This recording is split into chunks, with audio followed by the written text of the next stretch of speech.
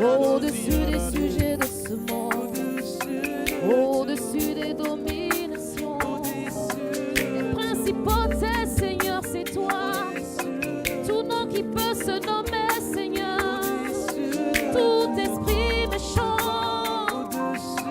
au-dessus de tout, au-dessus de tout, au-dessus.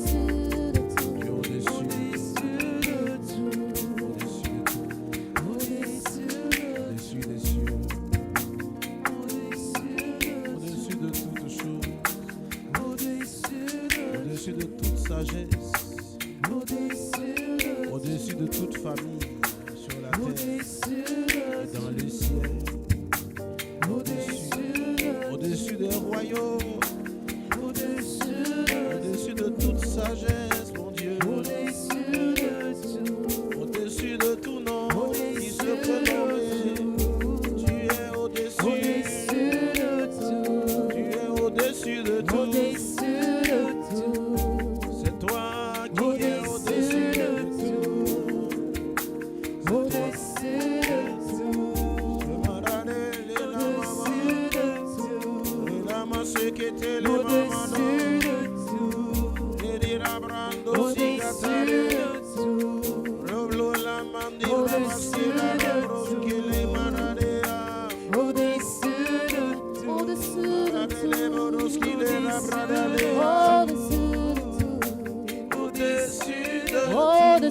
de tout. Au-dessus de tout. Merci Jésus. À toi la gloire. À celui qui est sur le trône et à l'agneau Soit l'adoration à celui qui règne sur le trône et à l'agneau. soit l'adoration À celui qui règne sur le trône et à l'agneau, soit l'adoration à celui qui règne sur le trône et à l'agneau, soit l'adoration à celui qui règne sur le trône, à l'agneau de Dieu et à l'agneau de Jésus, soit l'adoration à celui qui règne, à celui qui règne sur le trône, à l'agneau de Dieu et à l'agneau, soit l'adoration.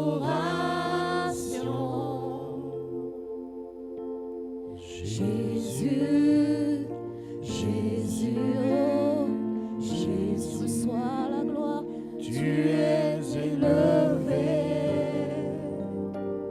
au-dessus de tout. Jésus, Jésus, Jésus, Jésus, Jésus, Jésus, Jésus, tu es élevé, tu es élevé au-dessus de tout.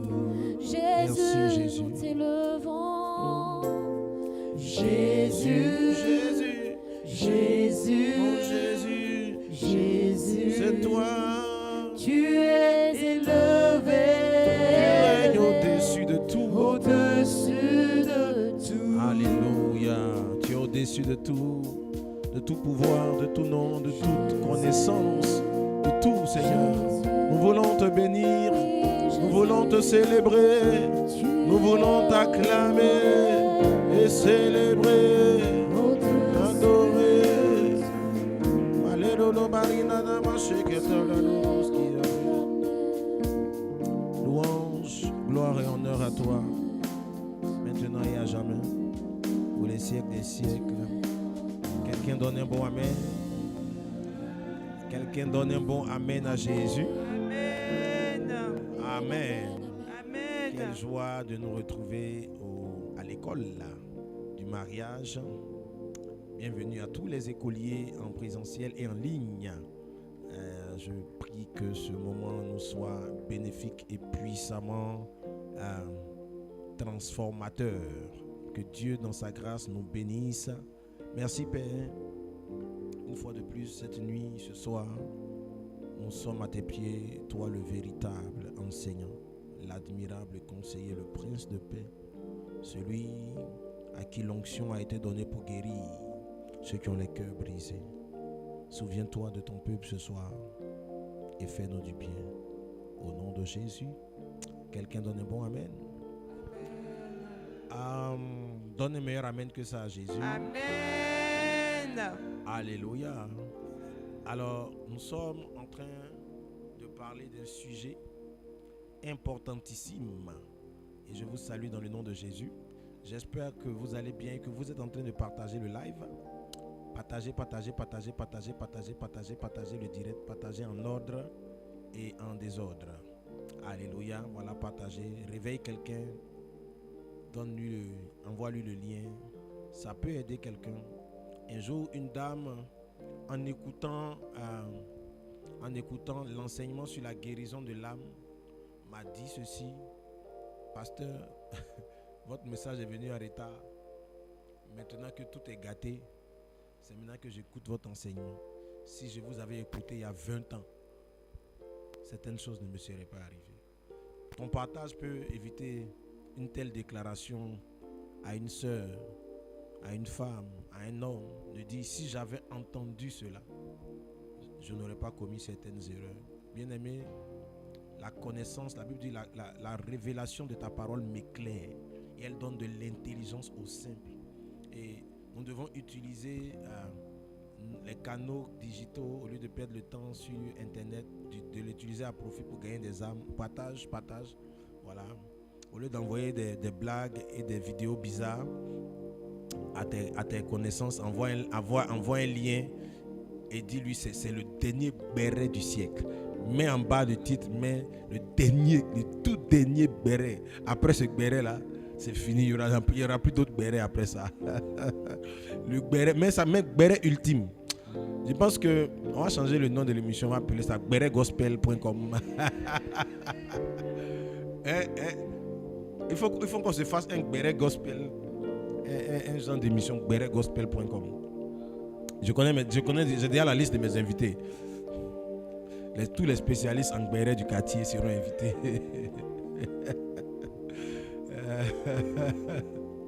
Chez nous au Mali, on appelle ça Nafigi. Et voilà. Tous les Nafigi seront invités. Tous les bérémans, les béresseuses, les braiseurs, les braiseuses seront là. En tout cas, je suis dans la joie de nous retrouver ce matin, j'ai dit. Voilà, cet après-midi, non, ce soir, voilà. Pardonnez-moi, je suis Zémi. Zémi? Aïe. Alors, soyez bénis, je suis avec donc nos chantres Zoé et Raïssa. Voilà, deux sœurs formidables. Les frères, ouvrez les yeux. Voilà. Ceci dit, nous allons entrer dans les vifs du sujet. Du côté, donc, voilà, les maestros là-bas, eux, ils sont déjà occupés, donc c'est pas la peine de regarder vers là-bas. Amen. Soyez bénis. Alors, nous sommes en train de parler de quoi? Nous sommes en train de parler de la restauration de l'âme. Vous savez, quelqu'un m'a posé une question récemment pour dire, est-ce que c'est vraiment important de parler de guérison de l'âme? Est-ce que si Dieu a un plan pour ma vie, voilà, est-ce que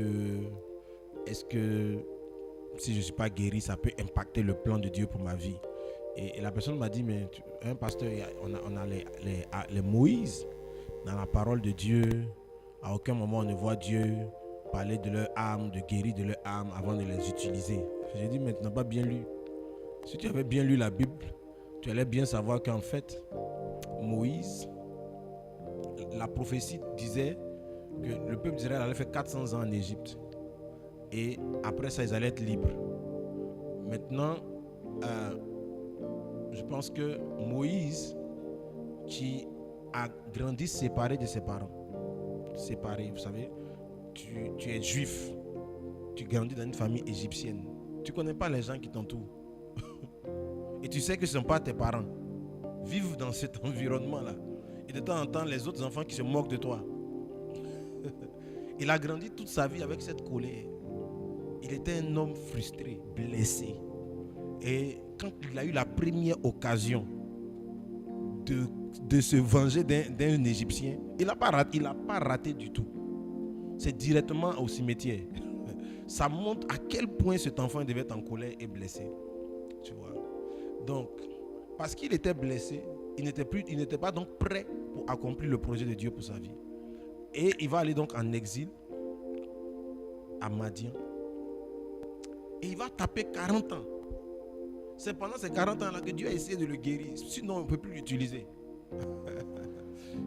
Et il a fallu donc du temps pour le restaurer, pour le guérir, c'est-à-dire que pour traiter son impatience, son irritabilité, jusqu'à ce que la Bible témoigne plus tard qu'il n'y avait pas d'homme aussi patient que Moïse sur la surface de la terre. Ça veut dire qu'il y a eu un travail qui a été fait au niveau de son âme pour que le Moïse impatient, qui pouvait tuer quelqu'un, pouvait regarder les gens, pouvait aller pleurer, pouvait dire à Dieu, au lieu de tuer mes ennemis, tue-moi à leur place. Yes. Ça, c'est ce que la guérison produit. C'est ce que la restauration produit. Donc celui qui plaisante avec l'histoire de la guérison de l'âme, il plaisante avec sa vie, son avenir et sa destinée. Alléluia. Donc Dieu a pris le temps de guérir Moïse. Et quand même il prenait le chemin pour Israël, il n'était pas encore bien guéri. Et la Bible dit, Dieu a dit, le gars là, si on le laisse partir comme ça, on est foutu. Et la Bible dit, pendant qu'il était sur le chemin, dans Exode, je pense chapitre 2 ou 4, je ne sais plus, il dit, Dieu l'attaqua. Yes. Dieu attaqua Moïse dans l'objectif de le faire mourir. Yeah. C'est-à-dire que Dieu n'a pas attaqué Moïse dans l'objectif de l'arrêter, dans l'objectif de lui donner un conseil. Dieu a dit, va en Israël et va en Égypte, va sauver mon peuple. Maintenant, le jeune homme, voilà, tout excité, tout heureux, il se lève pour aller accomplir sa destinée. Et en chemin, qu'est-ce qui va se passer? La Bible dit que Dieu, Dieu attaqua Moïse. Dieu attaqua Moïse pour le faire quoi? Pendant le voyage, en un lieu, voilà, en un lieu où Moïse passa la nuit, l'Éternel fit quoi? L'attaqua dans l'objectif de le faire mourir. Yeah. Allons-y à la suite, regardez. Séphora prit une pierre aiguë, coupa le prépuce de son fils et le jeta aux pieds de Moïse en disant, tu es pour moi un époux de sang. Pourquoi? Et l'Éternel le laissa. C'est alors qu'elle dit époux de sang. À cause de quoi? À cause de la circoncision. Et dans le Nouveau Testament, Paul nous révèle que la circoncision là, c'est pas le prépuce, c'est la circoncision du cœur, c'est-à-dire c'est la restauration de l'âme, c'est la guérison du cœur qui est la circoncision. Donc pourquoi Dieu attaque Moïse? Il dit, ton âme là est encore blessée. Si tu vas en Égypte, on est mort dans le film. Donc c'est mieux que moi-même je te tue, que tu ailles gâter mon plan. Et là, la femme de Moïse a la révélation et elle pose un acte de restauration pour que l'âme de Moïse soit complètement libérée avant qu'il n'aille accomplir sa destinée. Donc l'enseignement sur la guérison de l'âme est important pour ta destinée, pour ton avenir, c'est important pour tout. Pourquoi? Parce que Jésus même a dit, que servirait-il à un homme de gagner le monde s'il perd son âme? Ça signifie, il dit qu'est-ce qu'un homme donnerait en échange de son âme. Ça veut dire qu'il n'y a rien qui vaut l'âme d'une personne. L'âme d'une personne n'a pas de prix. Elle n'a pas de prix. Et c'est la partie, j'ai envie de dire, la plus importante, puisque c'est elle qui va paraître devant Dieu au dernier jour. Alléluia. C'est elle qui va aller soit au paradis ou en enfer. L'esprit, c'est l'esprit de Dieu. Donc quand tu meurs, Dieu prend l'esprit. C'est pas il t'a prêté, c'est un prêt. À ta mort, il récupère ce qui lui appartient. Amen. Et maintenant, l'âme là, c'est ton toi-même. C'est ce qui enregistre tout ce que tu as fait sur la terre. C'est ton âme. C'est avec ça que tu es jugé. Maintenant, ton corps, lui, il va devenir poussière. On va pourrir. Donc, le corps, c'est pas important. C'est pas pour toi aussi. Ça va pourrir. L'esprit, c'est pas pour toi. C'est un prêt. Dieu t'a fait un prêt. Tu as soufflé. Il a donné le souffle, l'esprit. Le jour où tu meurs, il récupère ça. Ça est chez lui. C'est pas pour toi. Mais ton âme, c'est ce qui te définit toi. Et elle doit paraître devant Dieu guérie. Elle doit paraître devant Dieu restaurée, irrépréhensible, sainte. Et c'est l'objectif de l'enseignement dans lequel nous sommes. Et ma prière, c'est que tu ne t'amuses pas avec ça. Parce qu'il y a longtemps qu'on en parle, qu'on prêche ce message. Mais en fait, j'ai l'impression qu'il y a des gens qui s'amusent avec ça, qui se disent que ça ne les concerne pas, ils s'en foutent. C'est-à-dire qu'eux, ils pensent qu'ils sont guéris. Mais en fait, le temps que tu ne vas pas prendre ça au sérieux et aborder clairement la question de ta guérison, tu vas aller de gourmet en gourmet. Et de l'âme en l'âme. Pourtant Dieu voulait t'épargner. Donc Dieu même peut t'attaquer pour te faire mourir. Tu vois, Dieu peut t'attaquer. Tu vas aller te marier. Dieu va t'attaquer sur le chemin du mariage. Parce qu'au lieu que tu ailles griffer quelqu'un, rendre sa vie malheureuse, tu vois, Dieu va t'attaquer. Parce qu'il aime celui que tu as marié. Alléluia. Yeah. Il y a des gens, quand ils vont se marier, on doit leur poser la question, tu te maries contre qui? Makata. Tu te maries. C'est pas on va te marier, tu te maries avec qui, tu te maries contre qui. Parce qu'on sait déjà que la personne qui arrive là, c'est pour faire la guerre. Donc c'est contre qui en même temps on va te demander contre qui tu t'en vas te marier. I pray for you. Alléluia. Alors, que Dieu t'accorde la grâce de prendre au sérieux la restauration de l'âme. De la même façon que tu vas au salon, tu fais des yeux-ticus, téticus, maticus, tout est cure. Il faut aussi faire âme-cure, cure d'âme. C'est important. Voilà. La plupart des gens n'ont jamais fait de cure d'âme. La plupart des gens n'ont jamais pris le temps de s'asseoir pour dire je veux une cure d'âme. Je veux faire un bilan émotionnel. Comment je vais dans mon âme. Ça intéresse très peu de personnes. Les gens investissent beaucoup d'argent pour leurs ongles, pour leurs chemises, pour leurs pantalons plaqués, pour leur body, pour tout ça. Mais personne n'investit pour son âme. Très peu de personnes investissent pour leur âme. Très peu de personnes se préoccupent de l'état de leur âme, alors qu'ils ne savent pas que c'est le moteur de leur vie. La Bible dit, 3 Jean chapitre 1, il dit, bien-aimé, je souhaite, verset 2, il dit, je souhaite que tu prospères à tous égards de la même manière, à la dimension, à la mesure que prospère l'état de ton âme. En d'autres termes, si ton âme ne prospère pas, les autres domaines de ta vie ne vont pas prospérer, frère. I pray for you. Que Dieu nous aide à comprendre l'importance de la restauration, de la guérison de notre âme. Alléluia. Le mot guérison, restauration est important, tu sais. Et Jésus a mis ça comme un point prioritaire de son ministère. Alléluia. Il dit, l'Esprit du Seigneur est sur moi parce qu'il m'a oint pour annoncer une bonne nouvelle aux pauvres et guérir ceux qui ont les cœurs brisés. C'est une des priorités de Jésus. Dieu, pourquoi? Parce que Jésus sait que les 8 milliards de gars qui sont sur la terre, c'est 8 milliards de blessés. Il faut arrêter de croire que toi, tu n'es pas blessé aussi. Nous tous, on est des anciens blessés de guerre. Voilà. Donc, le monde là, tous ceux que tu croises, ils sont blessés. Maintenant, il y en a qui sont guéris. Il y en a qui font semblant. Tu vois. Il y en a qui font semblant. C'est-à-dire qu'ils ont mis des peaux.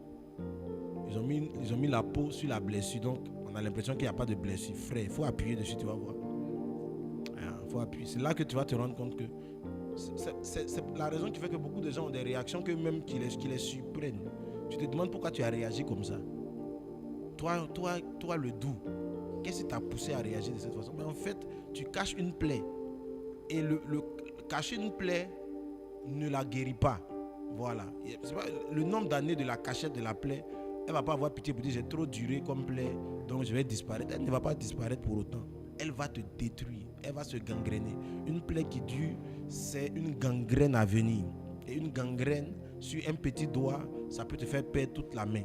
Il faut éviter que nos plaies se gangrènent.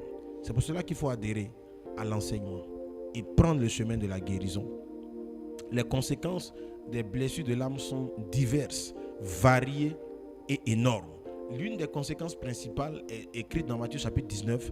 Jésus dit que les gens ont dit à Jésus, on veut divorcer. Jésus dit, on ne peut pas divorcer. Que le divorce n'est pas une option. Ce n'est pas une option. Voilà. C'est-à-dire, c'est pas comme si on peut cocher une case divorce. Et ça n'existe pas. Dans la pensée de Dieu, on ne divorce pas. Mais Jésus dit, la raison pour laquelle on en est arrivé là, c'est à cause de l'âme. Votre âme, vos cœurs sont devenus durs. Vos âmes sont blessées. Donc, ça ne peut que produire ça. Donc, l'une des conséquences majeures du fait qu'une âme est blessée, est malade, c'est ça détruit une famille. C'est ce que Hébreux chapitre 12, verset 15 nous dit. Il dit quoi? Il dit, veillez à ce que nous ne se privent de la grâce de Dieu et à ce qu'aucune racine d'amertume ne produise du trouble et que plusieurs n'en soient infectés. Donc une famille où quelqu'un, si le papa ou la maman seulement sont blessés, c'est juste une question d'heure et de temps, de jours, d'années, pour que la famille soit infectée.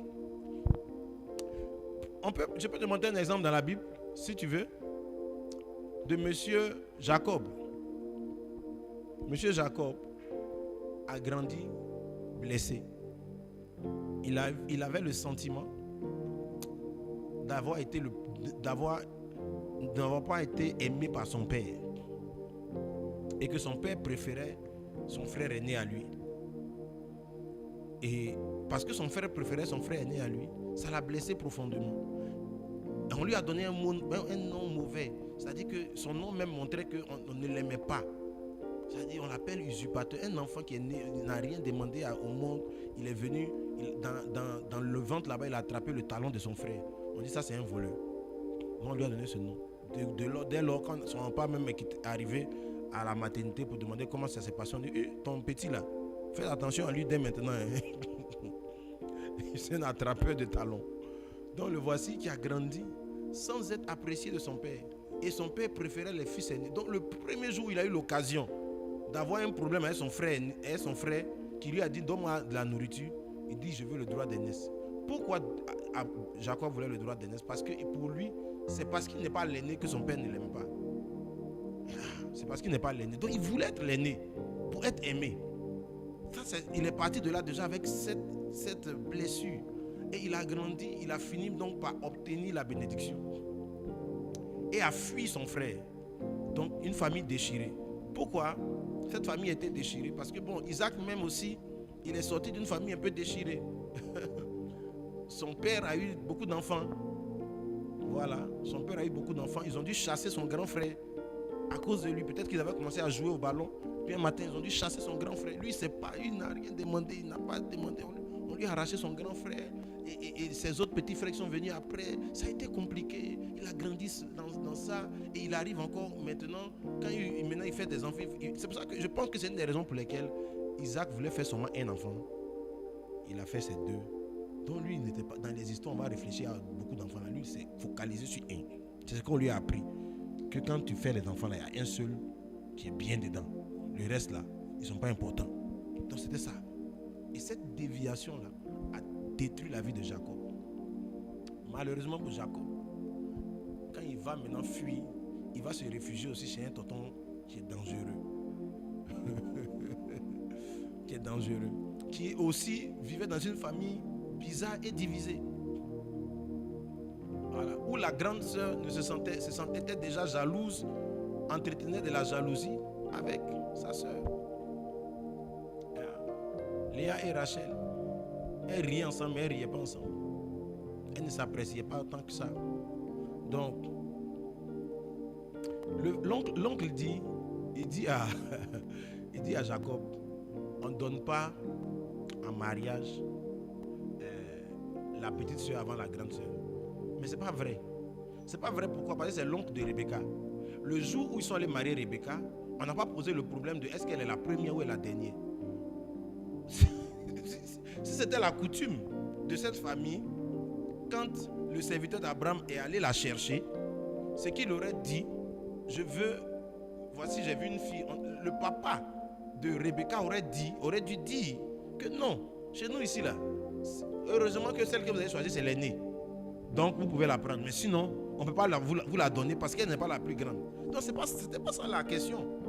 Donc, il a inventé quelque chose. Il a inventé quelque chose. Tu vois? Il a inventé quelque chose. Pourquoi? Parce qu'il voulait que sa fille aînée, qui n'était pas appréciée, qui vivait aussi, elle avait un œil délicat. Elle rejetait son corps. Elle ne s'appréciait pas. Elle ne se sentait pas belle. Elle ne se sentait pas attrayante, attirante. Donc elle était là comme ça. Et on la donne en mariage à quelqu'un. Donc ça veut dire que son père ne la considérait pas. Il n'y avait pas de considération. Il s'en va la donner à quelqu'un qui sait qu'elle ne va pas. Ça veut dire que on te donne comme une marchandise à quelqu'un qui aime une autre. Ça veut dire que ton père te condamne à la souffrance. Ton père t'a condamné à la souffrance. Tu vas aller marier un homme qui sait qu'il ne t'aime pas.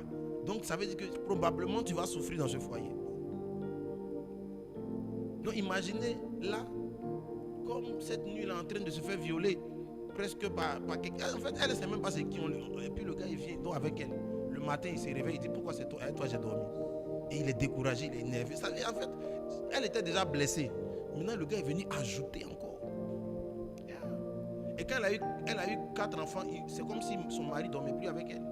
La prochaine fois qu'il a dormi avec elle, elle a dû payer pour qu'il dorme avec elle.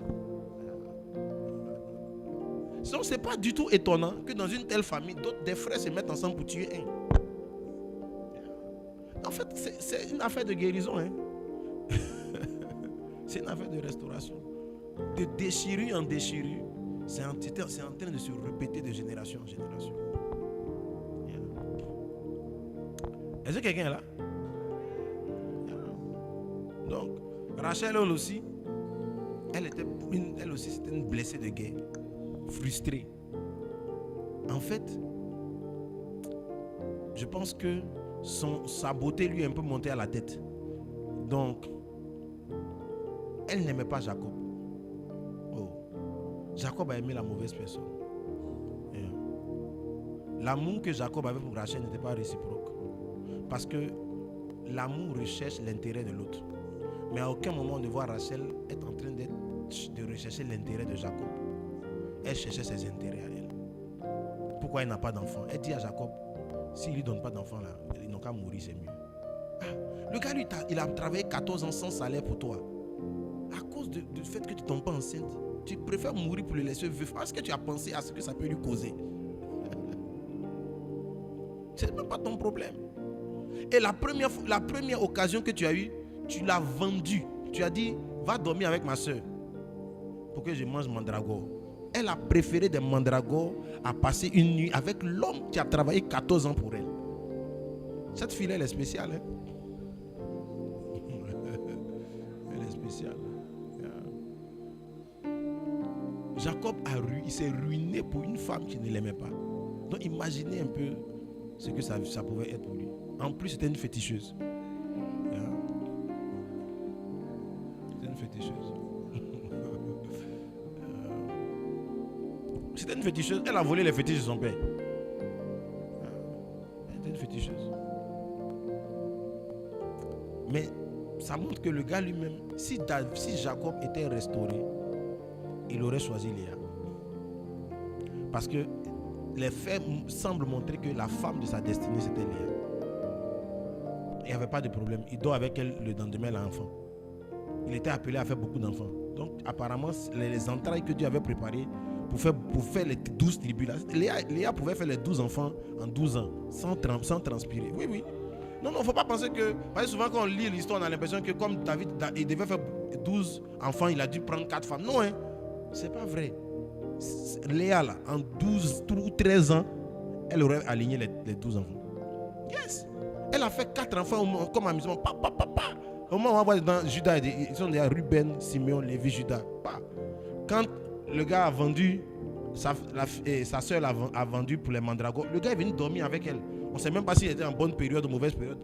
Elle tombe enceinte, que ce soit en bonne ou en mauvaise période, elle tombe enceinte. Yes. Dors avec Léa, seulement elle te donne un enfant. Yes. Ça veut dire qu'elle est prévue pour ça. Tu t'es appelé à engendrer des 12 princes, 12 grandes tribus. Non, c'était Léa. Qui l'aimait vraiment. Qui était prête à tout. Qui subissait, mais qui ne se plaignait pas. Il a fait le mauvais choix. Mais pourquoi il a fait le mauvais choix? Parce que lui-même il n'était pas restauré. Là, quand vous n'êtes pas restauré, vous ferez un mauvais choix. Vous allez choisir en fonction de votre blessure.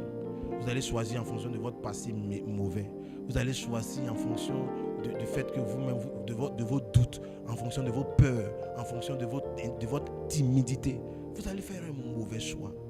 Regardez quel est le critère de Jacob pour marier Rachel. Elle a un joli visage. Elle a une bonne taille. On marie une femme à cause de ça. Quelqu'un qui s'en marie une femme à cause de ça, ça veut dire qu'il ne va pas bien même déjà.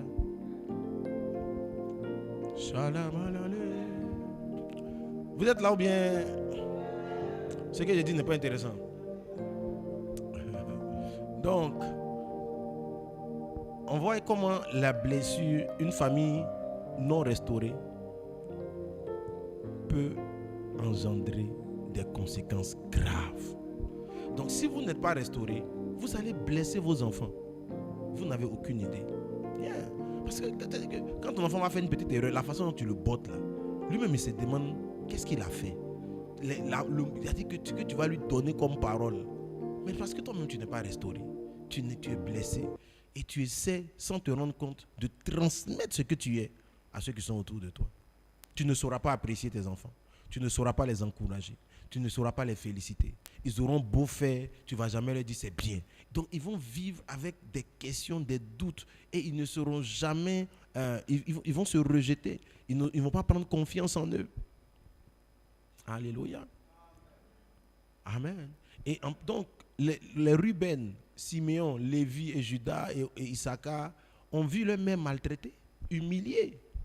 Quel enfant peut supporter ça? Ça dit que papa même fait rien avec maman. Ils ont grandi dedans. Ils ont été humiliés. Donc, Jacob et Joseph n'étaient pas coupables. Mais le problème, celui qu'ils ont voulu tuer, ce n'est pas Joseph, c'est Jacob. Comme ils ne pouvaient pas tuer leur papa directement, ils ont frappé là où ça lui fait mal le plus. Yes. Pour lui donner une idée de la douleur qu'il leur a causé pendant toutes ces années. Pour dire, voilà un peu ce qu'on ressent depuis des années là. Essaie de goûter un peu. Et c'est là que en fait Jacob a senti que la douleur existe. Ça fait mal. Mais c'était trop tard. Ils ont essayé de lui dire, tiens un peu. On te donne une petite dose de la douleur que tu causes à notre âme depuis qu'on est enfant, qu'on est humilié. C'est la raison pour laquelle Ruben allait prendre la femme de son père. En fait, il essayait d'attirer l'attention. Yes. Quand un enfant fait beaucoup de bêtises, il essaie d'attirer l'attention pour donner un message, pour dire vous ne me regardez pas. Oh yes. C'est terrible la guérison, les blessures de l'âme, mes amis. C'est vraiment terrible. Il ne faut pas jouer avec ça. Il ne faut pas jouer avec ça. Yeah.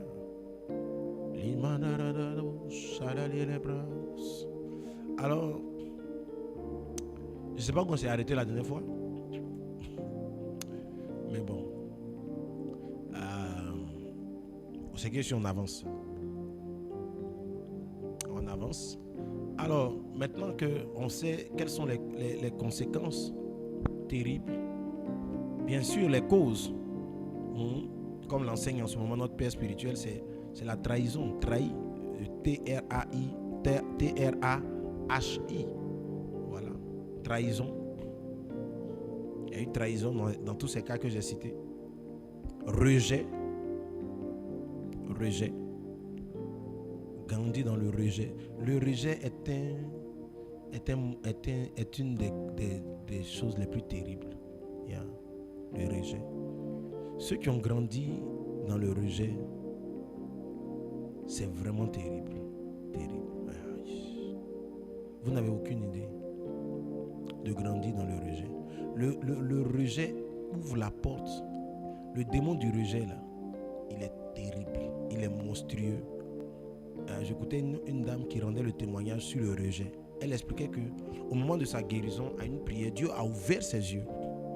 C'est-à-dire que quand elle s'est rendue compte qu'elle souffrait du rejet et qu'elle est entrée en prière, dans une prière intense, dans une veillée, pendant la veillée, À un moment donné, Dieu ouvre ses yeux et elle voit un démon monstrueux, grand devant elle. Elle dit, ce démon-là il ressemble beaucoup aux images qui sont dans les cloches des petits des enfants. Yeah. Et c'est comme si un ange lui donne une épée. Elle a frappé ce démon, frappé de toutes ses forces dans la prière, jusqu'à ce qu'il tombe et que les anges viennent prendre sa dépouille et l'amener. C'est à partir de ce moment qu'elle a été délivrée. Waouh! Mais c'était quoi? C'est après quoi? Peut-être 30 ans de vie chrétienne. Yeah. Elle a gravi des échelons. Elle est même devenue pasteur. Elle prêche. Mais elle traînait cette situation. Le rejet, ne vous amusez pas avec ça. Hein? Ne jouez pas avec ça. Si vous avez déjà vécu dans le rejet, vous aurez tendance à revivre le rejet dans tous les milieux où vous allez essayer de vous intégrer. Et même quand les gens ne voudront pas vous rejeter, vous allez créer les conditions pour qu'on vous rejette. Yes. Et le rejet vous fait entendre une voix qui vous dit quitte ici. Yeah. Quand tu entends régulièrement une voix qui te dit quitte ici, c'est pas ton endroit, c'est pas ton lieu, quitte ici. Faut pas penser que c'est le Saint-Esprit qui te parle. Hein. C'est le démon du rejet. Yeah. Ok. Le rejet est terrible, le rejet est toxique, le rejet est mauvais. Yeah. Le A, c'est quoi? L'abandon. Les abus. Oh là. Les abus, ça aussi, c'est quelque chose de très dangereux, de très toxique. Ça vous marque à vie. Ça vous fait perdre la valeur. Ça dit que votre corps est dévalorisé à vos yeux.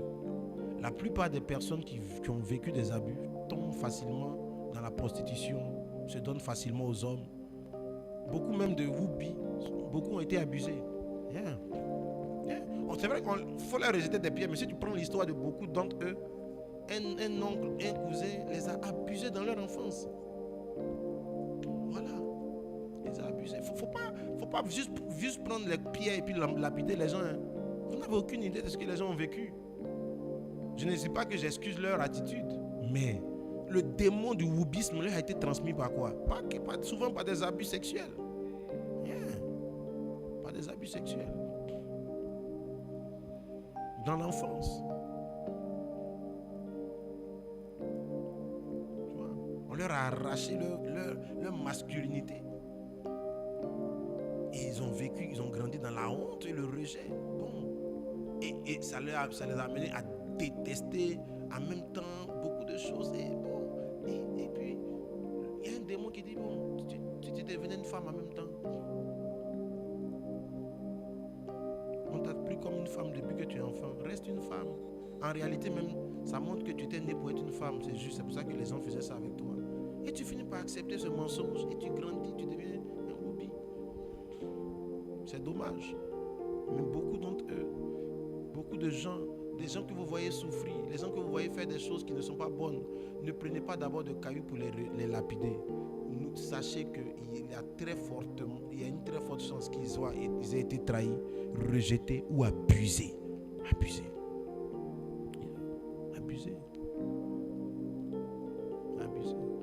Quand vous avez été abusé, le sexe ne vous dit absolument rien. C'est plus sacré à vos yeux. Non.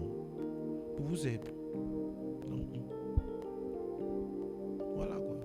Vous faites ça juste. Voilà. Et puis c'est tout. Tu vois. Donc, au lieu de dire non, et c'est là, un coup d'homme en homme, tu ne connais pas son histoire, s'il te plaît. Voilà. Si tu ne connais pas son histoire, tu ne sais pas d'où Dieu l'a pris, Dieu l'a tiré. Les gens ont vécu des choses terribles. Abusés par leurs parents, abusés par des oncles, abusés par des frères, des tuteurs en qui ils ont eu confiance, abusés par des grands frères de quartier qui les ont coincés dans des endroits. Les gens ont vécu des choses terribles, Vous n'avez aucune idée. Le monde que vous voyez avec les décorations, les beautés là, il y a un volet sombre derrière dont vous ne savez pas. Les gens se maquillent pour vous montrer l'impression qu'ils vont bien, mais ils ont vécu des atrocités, mes amis. Ils ont vécu des atrocités. Ils ont vécu des atrocités. Certains ont été initiés à des choses.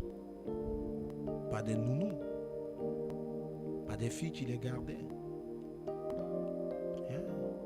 Un jour, je vous raconterai mon histoire. Un jour.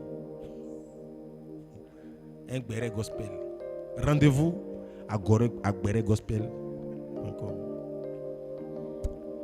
Ah. Donc,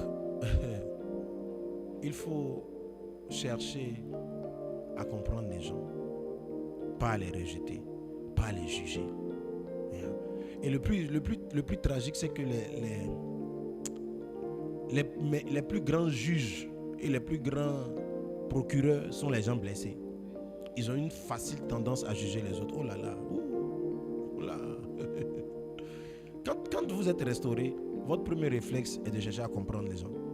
Quand vous êtes blessé vous-même, vous êtes convaincu que la personne fait exprès pour vous énerver. Donc, en même temps, vous êtes prêt pour lui aussi. Yeah. Quelqu'un là? Que Dieu nous restaure. Le H, c'est les humiliations. Oh là. Humiliation en famille. Humiliation à l'école. Oh. Avec les nombreux surnoms. Oreya. Mes oreilles ont souffert sur cette terre. On m'appelait Oreya. On dit tout est gros sur moi. Frère, mais c'est bon. Gros nez, gros yeux, grosse bouche, grosse oreille. Tête aussi n'est pas petite.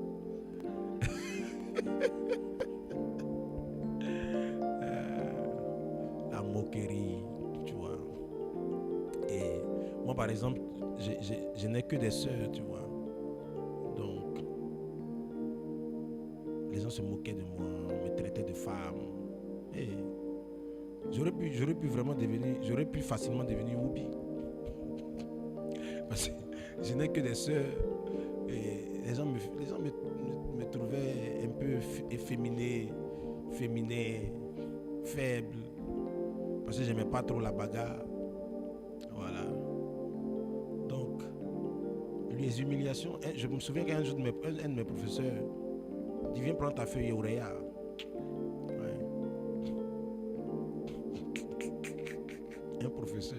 Un professeur blessé.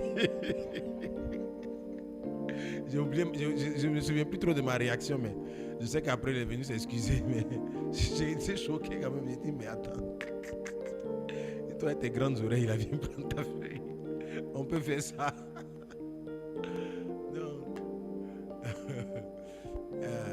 Donc, à l'époque, j'étais devenu un caïd dans la moquerie. J'étais devenu terrible, dangereux, frère.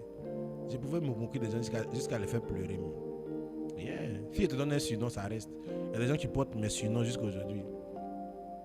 Ils ont grandi, ils se sont mariés, mais on les appelle par les noms par lesquels je les ai surnommés. Donc, ma bouche a été ma meilleure façon de me défendre. Aïe, chabaya. Mais ça, c'était parce que j'étais très blessé. Donc, je répliquais, j'étais prêt même pour tout le monde, tu vois. Mais avec ma bouche. Donc, mais ça, c'était la blessure, les humiliations. Pour ne plus subir des humiliations, j'humiliais des personnes, tu vois. J'ai à humilier les autres. Parce que ça me faisait me protéger et me sentir un peu plus digne à mes yeux. Mais ça cachait une profonde blessure. Alléluia. Les humiliations. Et ça, on termine par le I. Les injustices. Comme ce qu'a vécu Absalom. Voici une famille qui a été blessée, qui a été détruite. Voilà. Par le rejet. Par le rejet. Par les injustices. Absalom a eu l'impression que son père a été injuste envers lui. Et ça l'a transformé en monstre. Les injustices mal traitées, on peut les appeler aussi les offenses. Les injustices, des choses auxquelles tu avais droit qu'on ne t'a pas donné. Ça blesse. Surtout quand ça vient de personnes auxquelles tu as confiance, tu t'attends. La plupart de nos blessures les plus profondes ont été causées par des personnes de qui nous attendions des choses. Mais pas que, hein. Même des gens à qui tu n'attendais pas. Je veux dire, à l'école, les gens qui te moquent de toi, qui t'humilient, c'est pas que tu attendais quelque chose d'eux forcément, mais tu arrives dans une jungle. Tu vois. Tu arrives dans la jungle et tu dois vivre avec ces choses. Et donc, beaucoup d'entre nous avons été blessés, outragés, humiliés, abusés, trahis, traités injustement. Et si tu te maries dans cet état, je te dis que aucun conjoint sur la terre n'a la solution à ce problème. Parce que celui même qui t'a marié là, lui aussi l'a pour lui. Voilà, il l'a pour lui.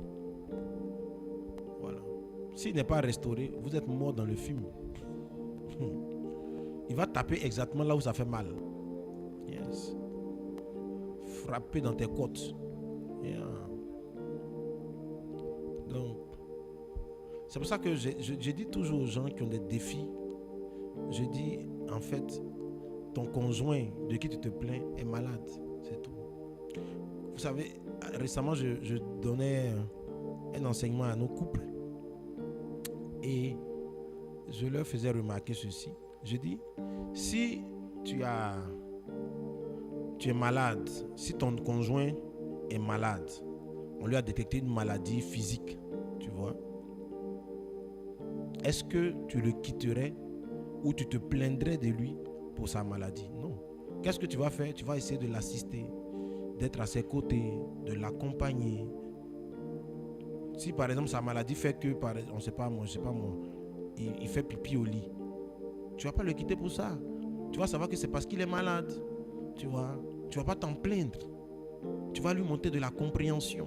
Tu vas l'aider. Tu vas trouver des solutions. Tu vas prier pour que Dieu le sauve. Mais comme ça c'est parce que c'est une maladie physique, on comprend. Mais l'attitude qu'il a qui te déplaît là, c'est aussi la conséquence d'une autre maladie qui est la maladie émotionnelle. Donc quand c'est une maladie physique, on comprend. Mais quand c'est une maladie émotionnelle, on ne veut pas comprendre. Même toutes les maladies sont des maladies. Et la maladie de l'âme est aussi importante, qu'elle est encore plus dangereuse que la maladie physique. Donc quand quelqu'un est malade, quand vous vivez avec un malade, parce que bon, pendant que je donne mon enseignement, il y en a qui sont déjà dans ma maison avec un malade. Donc tu ne peux pas quitter là-bas. Là, il te montre comment on vit avec un malade. Vis avec lui comme si c'était un malade physique. Accompagne-le à l'hôpital, aide-le à prendre ses médicaments, prie pour lui, jeûne pour lui, supporte-le, aime-le tel qu'il est. C'est ça. C'est ce qu'on fait pour tout malade. Pour tout malade. Amen. Donc, les symptômes, on les a déjà cités, des malades, de la maladie émotionnelle, c'est le rejet, de rejeter facilement les autres, de se sentir toujours rejeté, d'être susceptible. Vous savez, les gens qui vivent dans le rejet, qui ont vécu dans le rejet, sont forts dans les films. Yes. Ils peuvent te regarder, parce que tu as fait un petit sourire, ils peuvent interpréter ton petit sourire là comme que tu tentais de te moquer d'eux. Voilà. Ou bien ils peuvent interpréter le fait que deux personnes causaient comme deux personnes qui étaient en train de parler d'elle. Ou bien de se dire que aujourd'hui la telle personne, vraiment son visage là, tel qu'elle a fait son visage, j'ai eu l'impression qu'elle était fâchée contre moi. Ça, en fait, c'est un propre film que tu te fais dans ta tête. Yeah. Et ça vient de quoi? Ça vient de ton problème. Il ne faut pas accuser les gens pour ton film. Hein. Tu es en train de toi-même être metteur en scène, réalisateur, concepteur, cadreur, tout ça, tu joues ton film, tu te réalises. Maintenant, tu dis non, je suis convaincu. Il ne faut pas te fier. Faut pas te fier à ça. C'est la conséquence de ce que tu as vécu. C'est l'accumulation. Tu as fini par croire que, parce que 2 ou 3 fois, tu as eu l'impression que les gens t'ont rejeté de la même manière. Donc, quand tu vois certaines choses, tu te dis que les conditions sont encore là pour qu'on me rejette. Et tu es en train d'interpréter, d'accuser des gens, d'en vouloir à des gens qui ne t'ont rien fait. La susceptibilité de ceux qui sont blessés est vraiment terrible.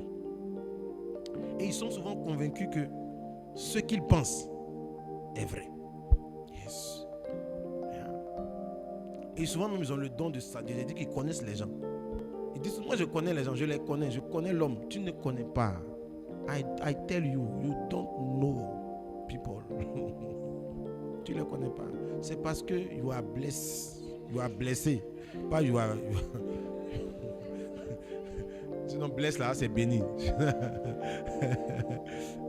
You are trouble. You are quoi là? Régis, c'est quoi le mot? You are hurt, yes. The right word. You are hurt. So, cherche à être soigné. Faut guérir de la susceptibilité. Vous savez, les gens qui sont blessés ont du mal à trouver des excuses aux gens. Ils sont convaincus que les gens font exprès. Ils sont convaincus que les gens sont mauvais.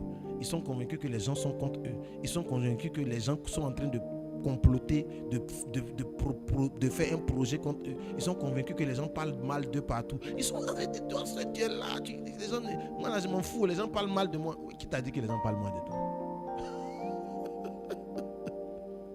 Tu n'es pas si important que ça, que tu crois. C'est ça la vérité en fait. Parce que souvent là, les gens, ce n'est pas vraiment... parce que les gens ont vraiment des bons sujets, des sujets importants à parler. Si on vient parler de toi, bon, franchement quoi. On n'a pas fini de parler des pasteurs Mohamed, des pasteurs Yvan, des vrais, des sujets quoi. Bon, on peut venir dire, toi, Léon Kessi, qui va parler de toi? Donc tu as dormi, tu dis, les gens sont en train de parler de moi. Ils savent qu'ils parlent de moi. Mon frère, qui parle de toi? On ne te connaît même pas. Tu n'es pas important. Donc, en fait, souvent, tu as l'impression que tu es trop important, que tout le quartier est en train de parler de toi. Tu n'as pas cette importance-là. Tu n'es pas au centre des conversations des gens. Le vrai problème, là, c'est dans ta tête que ça se passe. Et d'où ça vient? Ça vient du fait que tu es blessé et que tu es en train de vivre dans le déni. Au lieu de chercher à prendre le chemin de l'hôpital, tu essaies de te convaincre que tu vas bien, que tu es normal. C'est tous ceux qui t'entourent qui ne sont pas normaux. Les gens blessés ont l'impression que tout autour d'eux est anormal. Que c'est les gens qui ne les comprennent pas. Les gens qui sont blessés ont une forte tendance à chercher à ce qu'on les comprenne, à vouloir que les gens les comprennent. Ils ont l'impression que personne ne veut les comprendre.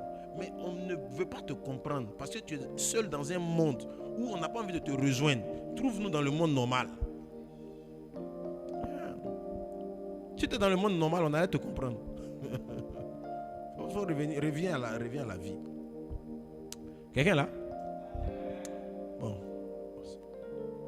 On arrête dans combien de temps, Marie? Marie-Vonne, on arrête dans combien de temps? Tout le monde te connaît maintenant dans le monde. Dans combien? 30 minutes. Ah, ok. On peut pousser un peu encore. Amen.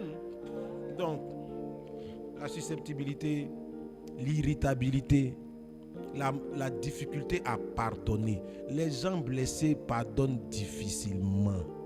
Il ne faut pas dire non, c'est parce que ce qui m'a fait est grave. C'est faux, tu es blessé. Il ne faut pas nous fatiguer.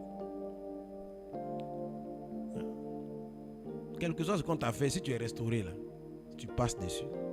Mais quand tu n'es pas guéri, tu vas... Ça dit qu'en fait, pourquoi les gens ne pardonnent pas? Parce que tu vas t'asseoir, faire le film. Pourquoi il a dit ça comme ça? Pourquoi il a parlé comme ça? Donc il veut dire quoi? Ah bon? Avec toi, avec tout ce que toi tu as fait? Non, les gens sont ingrats, hein? Tiens, les gens sont méchants. Donc toi, ce que tu fais, il y en a qui font veiller de ça, veiller de prière. Yeah. On lui a envoyé un message, il va faire veiller de prière sur le message que c'est à moi ils ont parlé comme ça aujourd'hui. Mais en fait, c'est pas le message là qui te rend comme ça. Le message est venu juste appuyer sur une plaie existante. Yes. Amen. Le manque de pardon, la difficulté à apprécier les gens, à donner des appréciations, ça vient de la blessure. Quand tu es blessé, tu ne sais pas apprécier les gens. Hein? Non. Dis je t'aime même. Tu y es. Dis sinon tu es belle. Ton habit est joli. Non, tu es bien habillé aujourd'hui. Non, ça a du mal à sortir. Ton repas est doux. C'est-à-dire que le gars il mange le repas de sa femme, puis son visage est serré. Et il se dit que c'est ça là. Si tu lui dis tout de suite qu'elle a bien fait là, elle va faire trop le malin dans la maison. En fait, mon gars, tu vas pas bien, tu vois. Voilà. Tu vas pas bien. Voilà. Donc, être excessif, dur avec les autres, parler durement aux autres, parler sèchement aux autres. Les gens blessés ne voient que les choses négatives. Ils ne voient que les choses négatives. Ils ont du mal à voir le bon côté des gens. Quand ils dépeignent une personne, ils dépeignent les mauvais côtés de la personne. Les gens blessés, vous pouvez être bon avec eux jusqu'au jour où vous faites une seule mauvaise chose. Ils vont vous traiter en même temps de mauvais. C'est-à-dire qu'ils n'ont pas une mémoire pour les choses positives. Ils n'ont une mémoire que pour les choses négatives.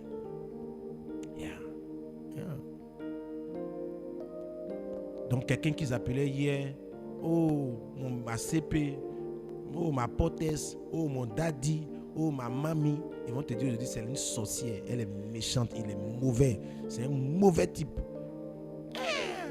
Qu'est-ce qu'il a fait? Une seule chose. Oh, mais à côté d'une seule chose, il a fait 100 bonnes choses.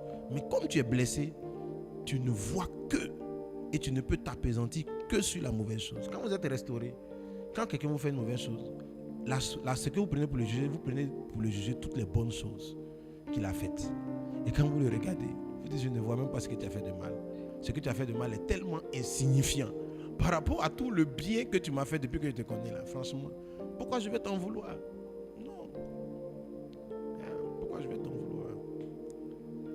Donc, et une des vérités, c'est que quand vous avez tendance, les gens blessés ont tendance à accuser les autres, à rendre les autres responsables de leurs problèmes. Pourquoi tu ne pries pas en ce moment? C'est les autres. Pourquoi tu ne viens pas au culte? C'est les autres. Pourquoi tu es fâché? C'est les autres. Pourquoi ton visage est serré? C'est les autres. Pourquoi tu parles mal ces 2 jours? C'est les autres. Pourquoi? En fait, tout est les autres. Toi, tu n'as rien fait. Tu es descendu du ciel dans un char de feu. I pray for you.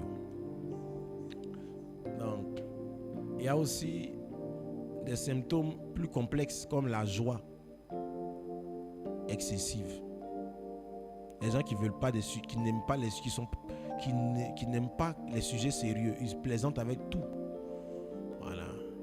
Ils rient seulement.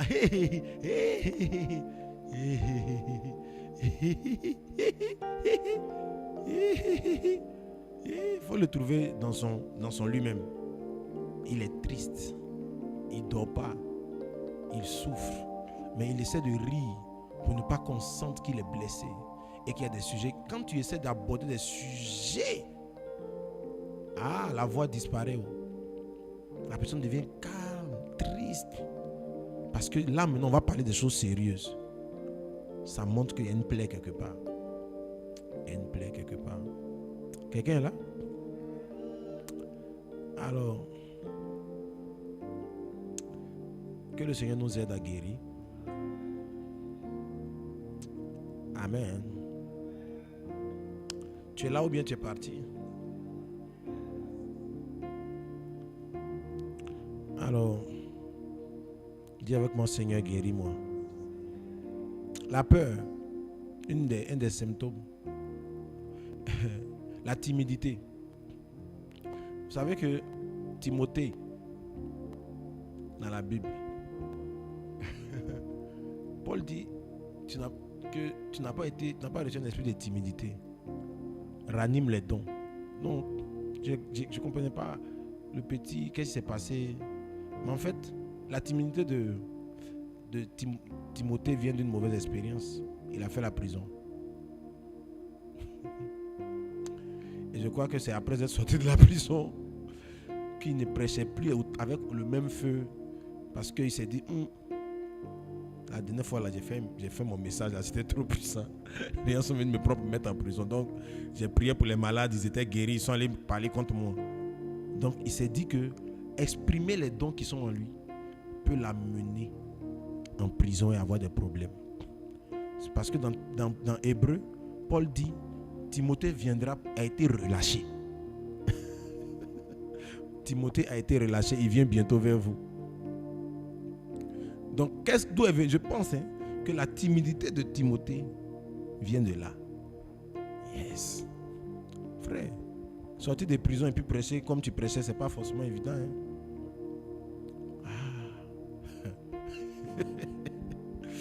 On ne sait pas comment ils l'ont frappé là-bas. On n'a même pas trop parlé de sa prison, on a seulement parlé de son relâchement. Tu vois. Mais Il a vécu une mésaventure. Et peut-être que ça l'a blessé. Et ça crée la timidité en lui. La timidité n'est pas... Il ne faut pas penser que la timidité est naturelle. Ce n'est pas vrai. Non. La timidité n'est pas naturelle. Ce n'est pas naturel.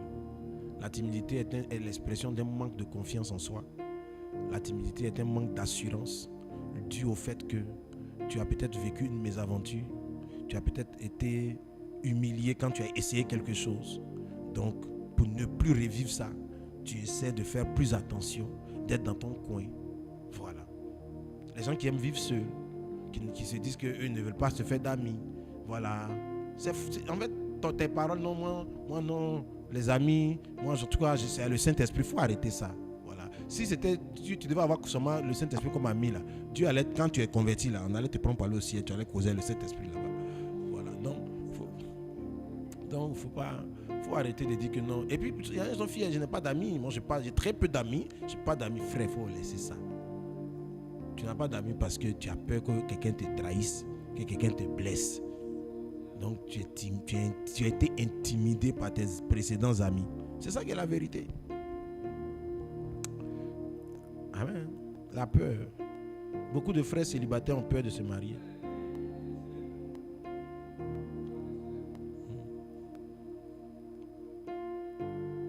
Amen. Ont peur de se marier. Ont peur qu'on les griffe. Laisse-moi te griffer un peu, mon frère. Alléluia. Alors, donc, à l'origine, on a parlé donc, les causes, c'est la trahison, mais les sources, en général, ça vient de la maison des parents. C'est de là-bas que ça sort.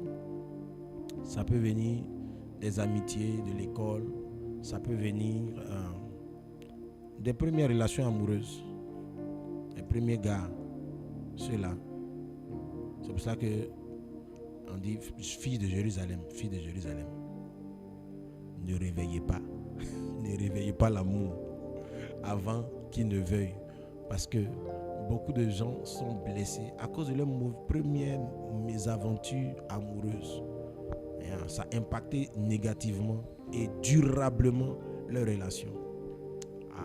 Donc ça a créé un manque de confiance dans. Si c'est un homme qui a été blessé, il n'a plus confiance aux femmes. Non, mon frère. Ta Bible même ne l'impressionne pas. Ton parler en langue ne lui dit rien. Parce qu'il a déjà vu parler en langue qu'il a maltraité. Il a déjà vu Bible qu'il a insulté. Donc, il n'a plus confiance en quelque chose. Plus confiance. Et il marche comme sur des œufs. Et ça crée une peur en lui. Donc, les mauvaises relations amoureuses passées laissent des traces terribles dans l'âme. Je ne veux pas avec ça aussi. Amen. Et bien entendu, certains événements de la vie, des échecs, des succès, ont une incidence profonde sur notre âme.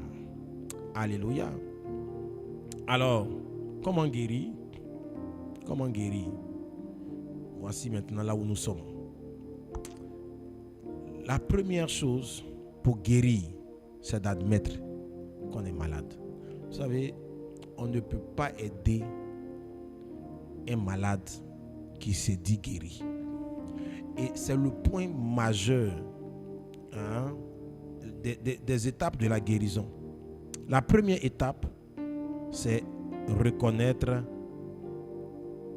qu'on est malade. C'est la première étape. C'est la première étape. Et c'est l'étape la plus difficile. Pourquoi? Parce que pour beaucoup, c'est des années de... Ils ont vécu avec leur maladie. La maladie et eux sont devenus comme... C'est une cohabitation pacifique. Ils ont pris leurs habitudes, leurs aises. C'est comme si vouloir guérir, tu as l'impression que tu vas devenir quelqu'un d'autre. Donc les maladies émotionnelles te rendent prisonnier.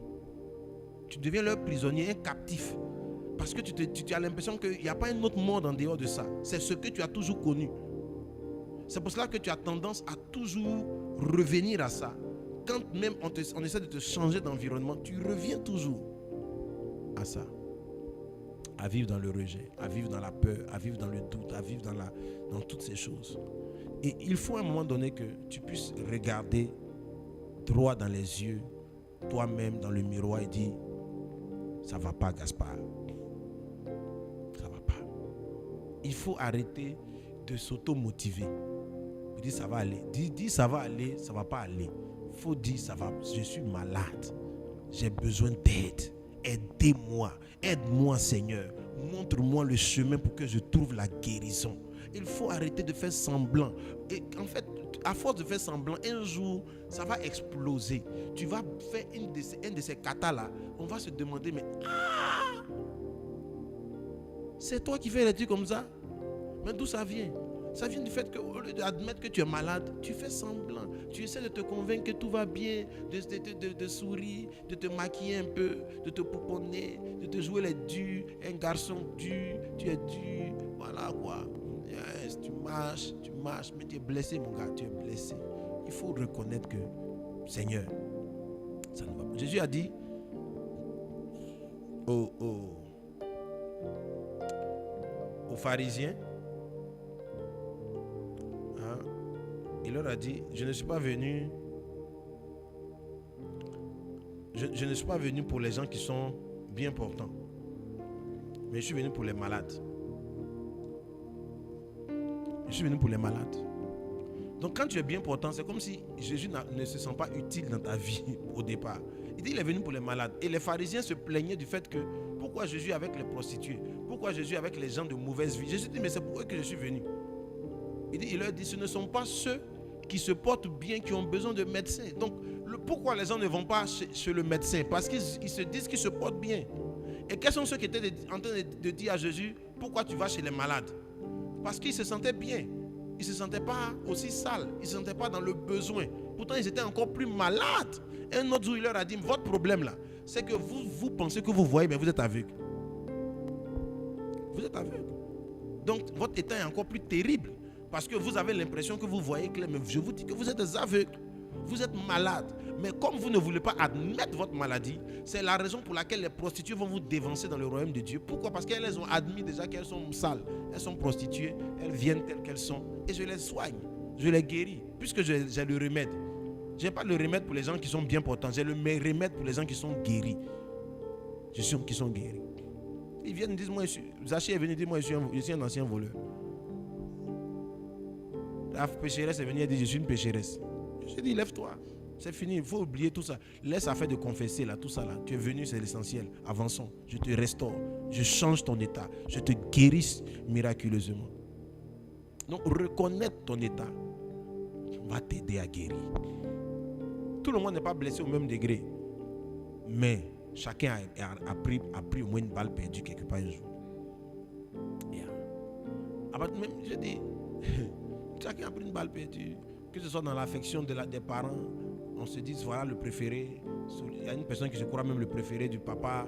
Pourtant, si tu demandes à papa, c'est pas vraiment le préféré. Les autres aussi, en fait, il y a une interprétation de préféré. Voilà. Et puis, il y a des petites jalousies. Donc, tout ça là, tu grandis avec. Ça va te suivre dans ton foyer. Tu vas faire en sorte que dans tes enfants, là, sans te rendre compte, tu vas avoir un préféré. Et tu vas diviser tes enfants. Donc, il faut reconnaître ton état. Dis Seigneur, voici mon état, ça ne va pas. La jalousie va me tuer. Je sais que moi, là, Seigneur, je suis jalouse. Quand on apprécie quelqu'un devant moi, là, ça me fait mal, même je ne dors pas la nuit. Il faut dire ça. Non, tout va bien. Ah, ma sister, on dit là, tu as tué comment tu es jalouse. Ça te fait mal dans ton cœur. Pendant que toi-même, tu as dit ça là, tu as mal même. Il faut arrêter. Seigneur, j'ai du mal à pardonner. Seigneur, j'ai du mal à accepter les autres. Seigneur, j'ai une tendance à vite juger les gens. Seigneur, ces sentiments-là, je sais que ça ne vient pas de toi. J'admets que j'ai un problème. Je ne vais pas bien. Je viens à toi. Me voici. Seigneur, ma façon de me mettre en colère rapidement là. Et puis je dis non, c'est les gens qui m'ont provoqué. Sinon, moi, je suis calme là. Moi, mais je sais que c'est pas vrai. J'ai un problème avec ça. Aide-moi. Il faut me sauver. Je suis fatigué. Voilà. Je vais aller dans quel enfant des gens va me prendre. Je vais aller le frapper là-bas un matin. Il est crié dans la maison.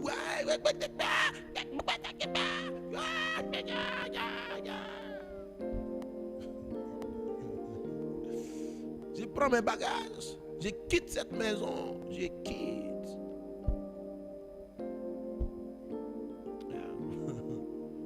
quitte cette église. Je ne chante plus. Voilà.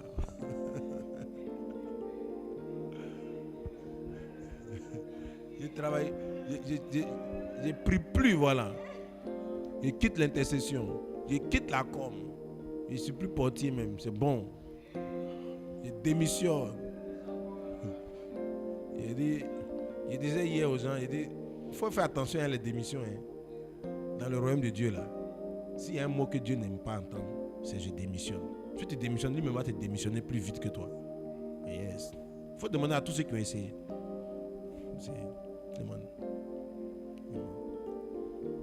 Demande à Élie, il va t'expliquer que, en fait, le jour où il a dit démissionne là, Dieu lui a dit, en fait, il faut pas penser que tu es fort. Hein. Je te respecte, mon petit.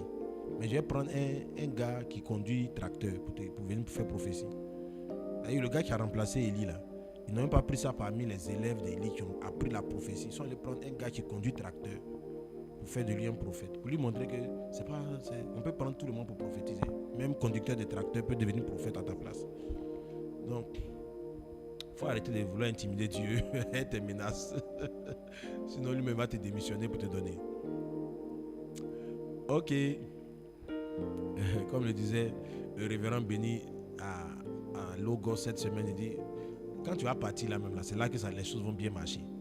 C'est là même que ça va devenir puissant. Yes. Ok. Alors, on va s'arrêter là sur le fait de reconnaître son état. Pour moi, c'est l'étape cruciale.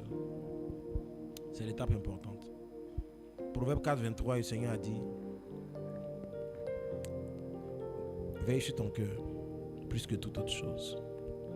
Veille sur ton cœur va te faire reconnaître que il y a certaines choses qui sont en train de se passer en moi, qui ne sont pas normales. Qui sont pas normales. Et en fait, reconnaître son état, c'est commencer par remettre en cause les choses. Ne plus les justifier. Ne plus trouver des excuses à ton attitude. Pour dire, moi, je suis comme ça. Hein. Prenez-moi comme ça. J'ai toujours été comme ça. Voilà. Et puis, on met avec un langage politico-religieux. Voilà. Moi, je dis les choses telles que je pense. Voilà. Les gens ne veulent pas me comprendre. Il faut laisser tout ça là. Il faut aller devant Dieu. Dis, papa, ça va pas. Ça va pas. Ça va pas. Je n'arrive même pas à voir du bien dans les autres. Quelque temps en ce moment avec les gens, je trouve qu'ils ne sont pas bien. Au début, je les trouve bien. Depuis un moment donné, je ne les trouve plus bien. Je ne suis plus à l'aise avec eux. J'étais à l'aise avec eux hier. Je ne suis plus à l'aise avec eux aujourd'hui. Seigneur, est-ce que le problème ne vient pas de moi? La remise en question, c'est ça, c'est de se demander, est-ce que le problème ne vient pas de moi? Il ne faut pas commencer à dire non, c'est les autres, ils sont hypocrites, ils sont comme ça, ils aiment parler des autres, ils sont jaloux de moi. Faut laisser les autres, tu vois. Chacun a son problème. Toi-même, là, qui dis-tu que tu es? Qui dit que tu es? Qui dis-tu que tu es? Il a dit dans Éphésiens, à l'église d'Éphèse, souviens-toi d'où tu es tombé. Souviens-toi. Il faut que tu reconnaisses ton état et que tu ailles jusqu'à trouver l'origine. On va en parler peut-être la prochaine fois. Voilà. Mais le fait de reconnaître ton état va amener Dieu à ouvrir tes yeux parce que certaines origines, vous voyez, certaines origines dépassent notre conscience. Certaines origines de notre blessure vont dans notre subconscient. Voilà. Il y a des gens dont la blessure a commencé pendant qu'ils étaient dans le ventre de leur maman. C'est là-bas qu'ils ont été rejetés. Puisqu'ils étaient des enfants non désirés. Donc ils ont commencé à subir les premières injures, les premières menaces, les premières humiliations dans le ventre. Parce que toutes les émotions par lesquelles ta mère passait, tu endures ça aussi dans le ventre. Donc tu peux naître déjà avec le rejet sans t'en rendre compte. Donc, prier et remettre en cause ton attitude à la lumière de la parole de Dieu. Pas de tomber dans la culpabilité, mais de dire, Seigneur, ça c'est pas normal, ça ce n'est pas normal, ce n'est pas normal. Pourquoi je parle comme ça? Pourquoi je parle mal aux gens? Pourquoi je suis toujours sur la défensive? Pourquoi quand on essaie de me faire un reproche, je m'énerve? Pourquoi je n'aime pas conseil? Pourquoi je ne veux pas qu'on parle sur moi? Pourquoi je suis irritable? Pourquoi je ne pardonne pas aux autres? Pourquoi je ne supporte pas les gens? Pourquoi je suis toujours comme ça? Il faut remettre en cause et demander au Seigneur d'où est-ce que c'est venu. toute humilité. Tu vas ouvrir tes yeux et tu vas voir d'où ça vient. Tu vas voir d'où ça vient. Et le Seigneur va ouvrir. Dès que tu vas voir d'où ça vient, on en parlera dans les prochaines étapes. Que Dieu te bénisse. On va prier ce soir.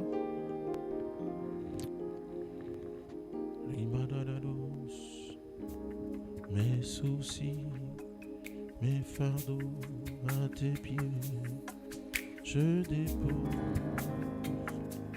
Que tes vives eaux inondent de mon âme.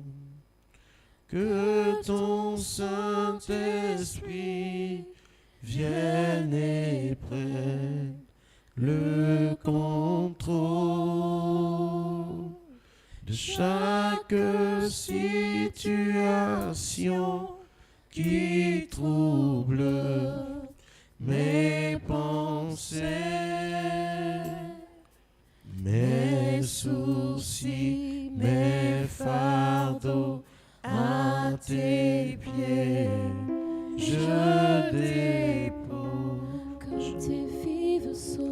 Que tes vives eaux inondent de mon âme.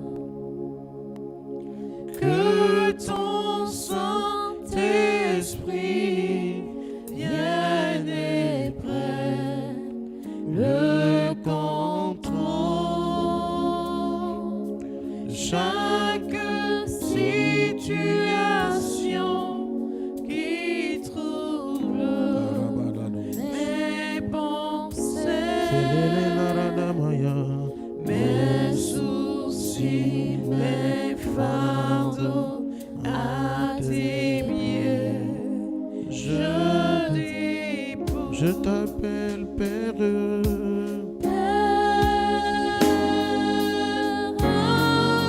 Abba Père. Moi je n'ai que toi.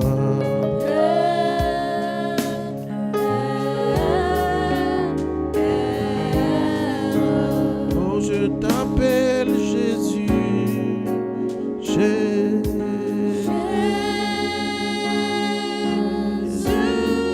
mon Seigneur,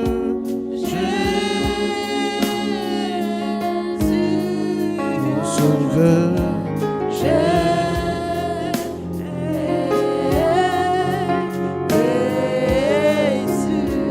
Oh oui, c'est toi Jésus,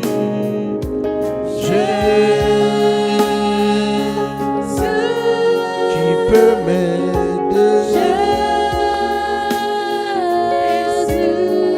qui peut me sauver.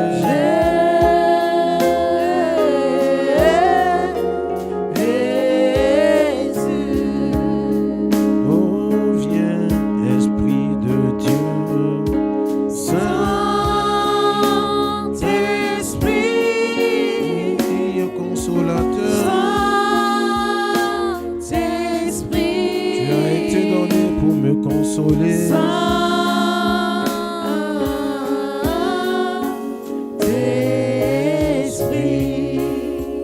Oh Père, nous venons à toi, tel que nous sommes. Viens nous aider, viens nous sauver, viens nous restaurer, viens nous guérir. Nous reconnaissons notre état, nous reconnaissons notre situation. Oh Dieu, nous reconnaissons. Parle à Dieu, admets, regarde, vois-toi en face. Ne te voile pas la face ce soir. Parle à Dieu. Kimaladado sandale, marando sikatelos. Limama male malele malos, linalama lidodosa, balandeli kolorondali abashekete. Merci Jésus. Merci pour ta grâce. Merci pour ton amour. Merci pour ta fidélité. Au nom de Jésus. Amen. Quelqu'un acclame Jésus? Alors, Que Dieu vous bénisse. Une question, ok. On peut l'afficher. Yes. Ma fiancée pardonne difficilement les offenses. Elle me dit que sa famille, c'est comme ça ils sont. Est-ce que cela peut être dû à une blessure de l'âme? Que dois-je faire? Mais bien sûr que c'est dû à une blessure de l'âme. C'est dû à une blessure. Cette famille a certainement vécu quelque chose ensemble. Ou peut-être elle n'était pas encore consciente. Elle les a trouvés là comme ça. Mais ça se transmet facilement. Hein. Hébreux 12 dit: veillez à ce que nul ne se prive de la grâce de Dieu. Veillez à ce qu'aucune racine d'amertume ne produise du trouble. Et que plusieurs n'en soient infectés. Si tu grandis dans une famille blessée, c'est juste une question de temps. Tu seras blessé. Ils vont te blesser mal. Ils vont te vacciner même. Ils ne vont pas te vacciner. Ils vont te contaminer. C'est contagieux. La blessure de l'âme, c'est très contagieux. Yeah. C'est contagieux. Donc, évidemment, elle est blessée. Donc, tu ne peux pas l'aider si elle-même n'admet pas qu'elle est blessée. Donc, ce que tu peux faire, c'est de prier pour elle. C'est de prier pour elle. Voilà. C'est de prier pour elle. Vous savez, je prie vraiment pour vous qui m'entendez ce soir, qui m'écoutez ce soir, pour que Dieu touche votre cœur, que vous commenciez vous-même à remettre en cause. Yes. Yes.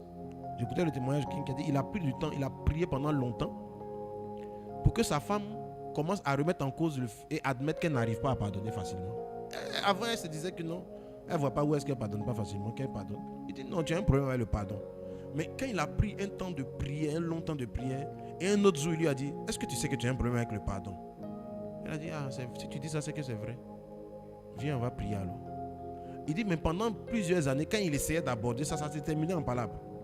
Jusqu'à ce qu'il se mette à prier sérieusement pour le sujet, pour dire, Seigneur, il faut sauver la femme là-haut. Sinon, moi je peux là, il n'y a pas de problème. Si c'est moi, c'est ma femme. On est ensemble jusqu'à la gare. Mais ça est en train de détruire les enfants. Sa propre vie n'est pas heureuse. Parce que personne ne peut être blessé émotionnellement et puis être heureux. C'est pas possible. Tu vis toujours dans... Ça dit que tu n'es pas satisfait, tu n'es pas heureux. Donc, ça peut souvent ça s'exprimer. Regardez, les gens qui aiment payer les habits chers, là, souvent ils sont blessés. Yeah. Les dépenses. Les gens qui aiment dépenser, s'habiller extravagant, c'est l'expression d'un vide émotionnel. Très souvent. Des coiffures bizarres pour attirer l'attention. Parce que la personne ne les a jamais regardées. Donc, il faut prier mon frère. Il faut prier. Au moins vous n'êtes pas encore marié. Donc commence à prier. Commence ton intercession maintenant. Avant d'arriver dans le foyer. Là où l'intercession va devenir encore plus intéressante. Je dis que les personnes blessées, il ne faut pas forcément... Ce n'est pas un motif de séparation. Il ne faut pas te séparer d'une personne parce qu'elle est blessée. Je dis c'est comme si tu apprenais qu'elle était malade et puis à cause de ça tu la laisses. C'est une maladie comme tout autre. Donc c'est la foi en Dieu et la persévérance. Mais le fait de savoir qu'une personne est blessée, vous pouvez vous adapter à votre façon de vivre avec la personne. Et jusqu'à ce que vous puissiez continuer à prier dans le secret et faire en sorte que vous ne soyez pas une source de blessure le moins possible pour la personne. Vous devez apprendre à vivre avec elle, avec tact. Même prier pour elle dans le secret, jusqu'à ce que le Seigneur la touche et la guérisse. Ça, c'est comme ça qu'on peut le faire. Voilà, donc, faut pas écouter mon message en disant, moi, je suis blessé. Toi-même, tu es blessé, donc il ne faut pas penser que toi, tu es guéri et que les autres sont blessés. Tu vois? Et que toi, tu rejettes ceux qui sont blessés et tu vas chercher ceux qui sont guéris. Même ceux qui sont guéris étaient blessés hier. Et souvent, ça récidive si certaines choses ne sont pas bien gérées. Donc, mon frère, vous priez pour la soeur. Prends jeûne et prière. La Bible dit certains démons ne partent que par le jeûne et la prière. Amen. C'est bon? C'est la seule question? Ok, soyez bénis. Merci à tous. Alors, je pense que la prochaine session risque d'avoir lieu le lundi prochain. Voilà. En raison de certainement le programme In Soudan Donc, il se peut qu'on se voit lundi prochain. Parce que je tiens à continuer pour avancer un peu, pour additionner un peu plus sur le sujet. Voilà, j'ai pas envie de vous laisser sur votre faim longtemps. Que Dieu vous bénisse. J'espère que ce message a aidé une personne, que le Saint-Esprit a pu toucher au moins une personne ce soir et que cela va commencer à produire un fruit dans la vie d'une personne. Je vous aime de l'amour de Jésus. Soyez bénis pleinement, soyez bénis puissamment. Bye bye. À la prochaine.